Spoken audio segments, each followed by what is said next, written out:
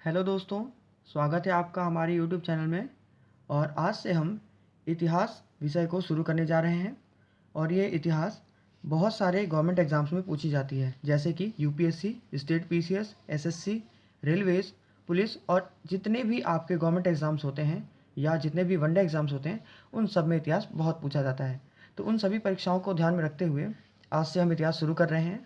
और ये हमारा पहला इंट्रोडक्शन क्लास है। इसमें हम देखेंगे कि इतिहास को हम किस तरीके से और क्या क्या पढ़ते हैं। तो अब हम इतिहास की पूरी सीरीज़ स्टार्ट करेंगे और चैप्टर वाइज पूरे इतिहास को कवर करेंगे। तो आज हमारा पहला इंट्रोडक्शन क्लास है, तो चलिए शुरू करते हैं। इतिहास। सबसे पहले इतिहास का जो शब्द है, इसका मतलब जान लेना आवश्यक है।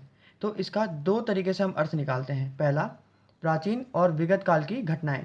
जितनी भी आपकी प्राचीन और पहले की घटनाएं हैं, उनको इतिहास बोलते हैं। लेकिन अगर हम इतिहास शब्द को देखें तो ये तीन अक्षरों से मिलकर बना है। इति प्लस ह प्लस आस।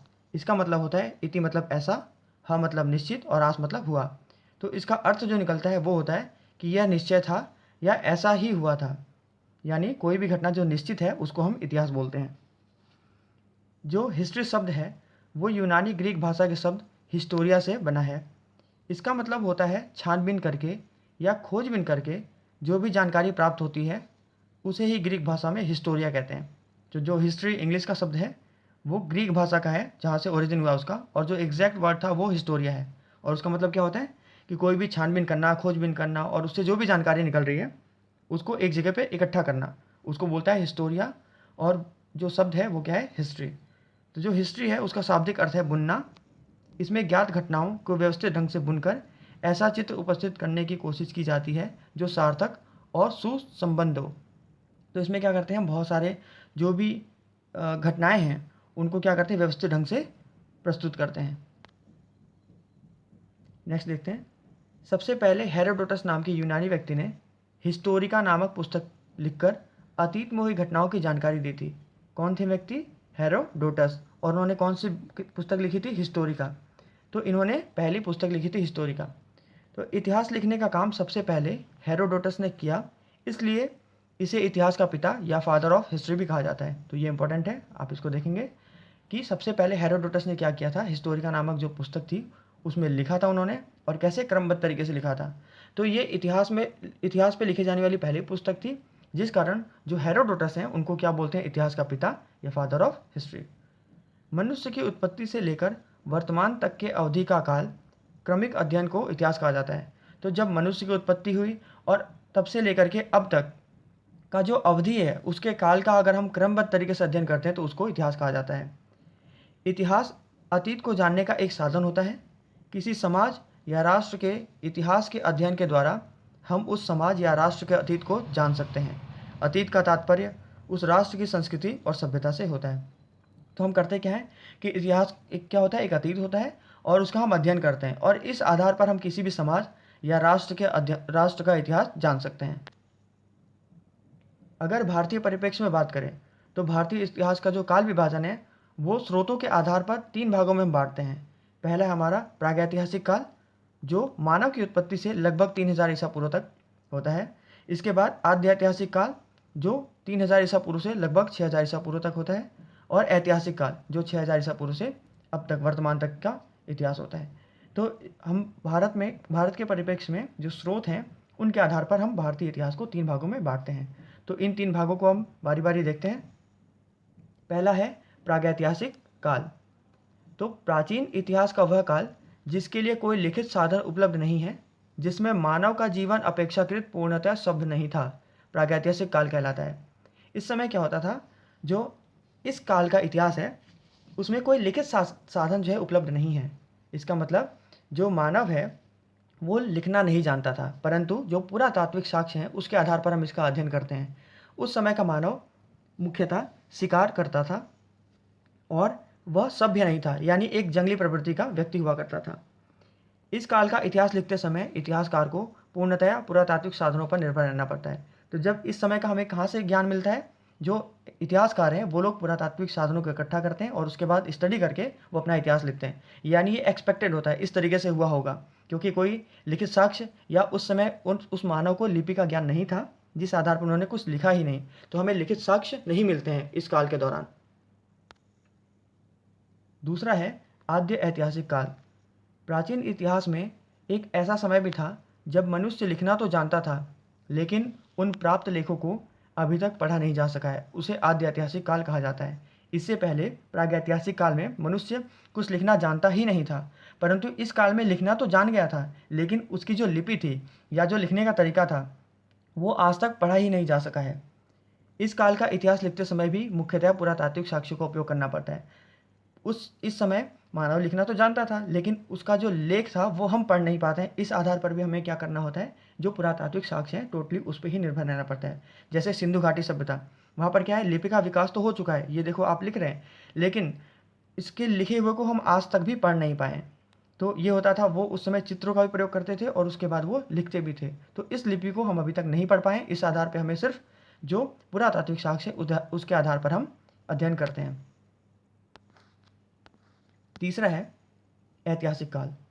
इस काल में मनुष्यों द्वारा लिखे अभिलेखों को पढ़ा जा चुका है तथा इस काल का इतिहास लिखते समय साहित्यिक, पुरातात्विक एवं विदेशों के विवरणों का उपयोग किया जाता है। अब ऐतिहासिक काल, इस काल में मानव लिखता था और उस लिपि को हम पढ़ भी सकते हैं। जैसे वैदिक सभ्यता, वैदिक सभ्यता में जो भी चीज़ें लिखी गई हैं इस तरीके से हम उसको पढ़ पाने में सक्षम हो गए। लेकिन इससे पहले आद्य ऐतिहासिक में जो लेख थे उनको हम पढ़ नहीं सकते। अगर हम तीनों को कंपेयर करें, देखें कि बेसिक डिफरेंस क्या होता है प्रागैतिहासिक, आद्य ऐतिहासिक और ऐतिहासिक काल में, तो उसके आधार पर पुरातात्विक साक्ष्यों के आधार पर अगर हम देखें तो प्रागैतिहासिक काल में पुरातात्विक साक्ष्य उपलब्ध हैं और आद्य ऐतिहासिक काल में पुरातात्विक साक्ष्य भी उपलब्ध हैं और ऐतिहासिक काल में भी पुरातात्विक साक्ष्य उपलब्ध हैं। तो यहाँ पर तीनों में पुरातात्विक साक्ष्य उपलब्ध हैं। अगर लिखित साक्ष्यों की बात करें तो प्रागैतिहासिक काल में कोई लिपि थी नहीं, तो लिखित साक्ष्य उपलब्ध नहीं है, जबकि आद्य ऐतिहासिक काल में लिखित साक्ष्य उपलब्ध हैं लेकिन उन्हें पढ़ा नहीं जा सका है। तो ये इंपॉर्टेंट है, आप इसको देख लेना। और अगर बात करें ऐतिहासिक काल, तो इसमें लिखित साक्ष्य उपलब्ध भी है और इसको पढ़ा भी जा चुका है। उदाहरण अगर हम देखें तो प्रागैतिहासिक काल में पाषाण काल, जो पाषाण काल का पूरा दौर था जिसमें विभिन्न उपकरणों का प्रयोग करते थे मानव शिकार करने के लिए, तो जो उपकरण हमें मिलते थे उसके आधार पर ही हम अध्ययन करते थे। तो जो पाषाण काल है वो किसके अंतर्गत आता है, प्रागैतिहासिक काल के अंतर्गत आता है। आद्य ऐतिहासिक काल देखें तो उसमें हड़प्पा सभ्यता का जो भी काल है वो आद्य ऐतिहासिक के अंतर्गत आता है। इसमें क्या है, लिखित साक्ष्य हैं परंतु इनको पढ़ा नहीं जा सका है और पुरातात्विक साक्ष्य भी उपलब्ध हैं। अगर ऐतिहासिक काल की बात करें तो वैदिक सभ्यता से शुरू होता है और वर्तमान तक आता है।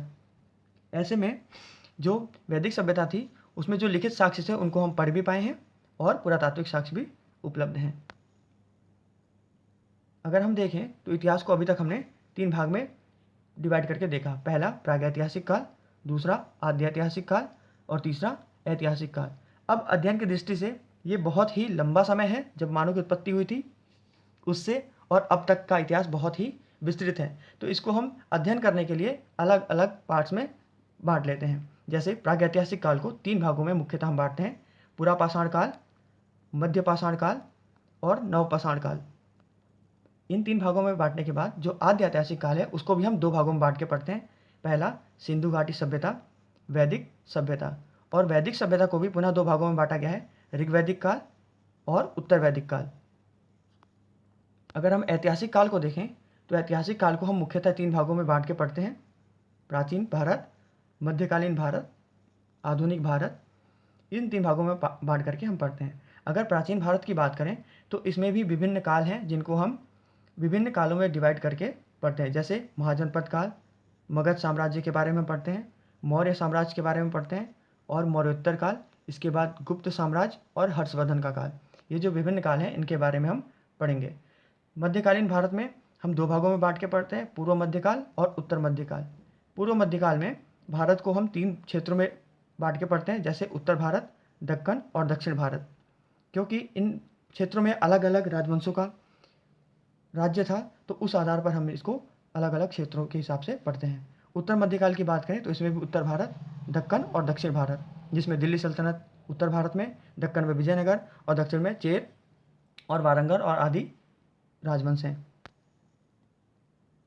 नेक्स्ट देखें आधुनिक भारत। तो आधुनिक भारत को भी हम विभिन्न पाठों में, चैप्टरों में डिवाइड करके पढ़ते हैं। जैसे यूरोपीय कंपनियों का आगमन और उसके बाद जो उत्तरवर्ती मुगल काल हैं उनका विघटन, और उसके बाद अंग्रेज़ों की भारत में विजय, जैसे विभिन्न प्रकार के जो युद्ध हुए थे जिसके आधार पर वो राज कर पाए। इसके बाद बहुत सारे सामाजिक, आर्थिक और राजनीतिक नीति जिसके द्वारा उन्होंने भारत का शोषण किया।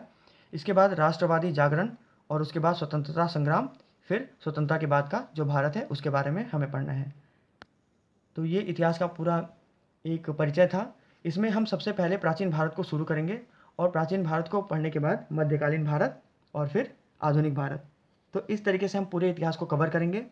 तो पहला हमारा जो भाग होगा वो होगा प्राचीन भारत, और उसमें जो पहला पार्ट होगा वो हम कवर करेंगे अगले वीडियो में ऐतिहासिक स्रोत से। यानी हम देखेंगे कि प्राचीन भारत का जो अध्ययन है वो हम किस स्रोतों के आधार पर हमें पता चलता है। तो बहुत सारे ऐतिहासिक स्रोत हैं जिनके आधार पर हम अध्ययन कर रहे हैं। तो हमारा स्टार्ट करेंगे अब प्राचीन भारत, और वो वीडियो का पार्ट सेकंड होगा। तो चलिए, तब तक के लिए धन्यवाद। और अगर आपको हमारा वीडियो पसंद आया हो तो चैनल को लाइक, सब्सक्राइब और शेयर कर दीजिए, और बेल आइकन को भी प्रेस कर दीजिए। Thank you.